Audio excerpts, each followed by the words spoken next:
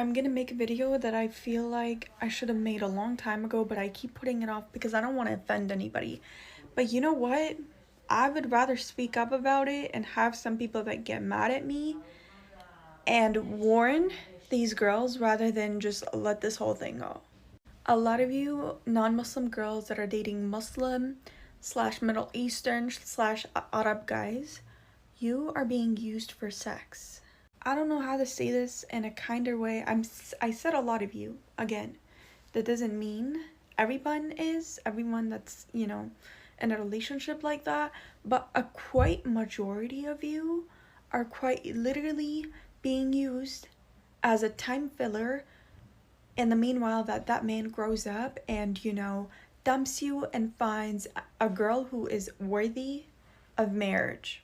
Again, I don't know your boyfriend, I don't know your sneaky link, I don't know your man's, I don't know what he's like, but I can tell you from experience, from seeing things happen through a different lens, that a lot of Middle Eastern men will not fight for you in the long run, even if they love you.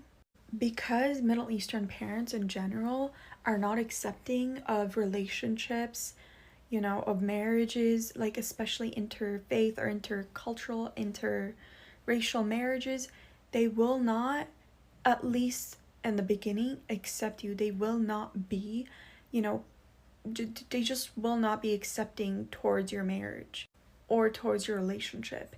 And a lot of the times, these guys will not even fight for that relationship to be accepted. They would rather just go off and find somebody else and start over. And I mean find somebody else by find a hijabi that's never been touched before, unlike them. Because for some reason, purity culture runs deep in the Middle East.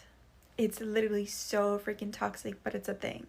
If you're okay with the idea that your relationship will not end in marriage, might not end in marriage, or that, it might be something that will end and, it's not a long-term thing. If you're okay with not having to meet your spouse's parents, etc. If you are also looking at this as a time filler, then go off. Do whatever you want if you're okay with it. But if you are not, take this with a grain of salt. Do not go through this whole thing and end up heartbroken.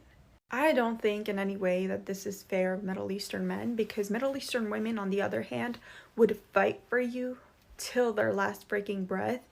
But our men, for some reason, aren't as loyal as us. So I'm just warning y'all.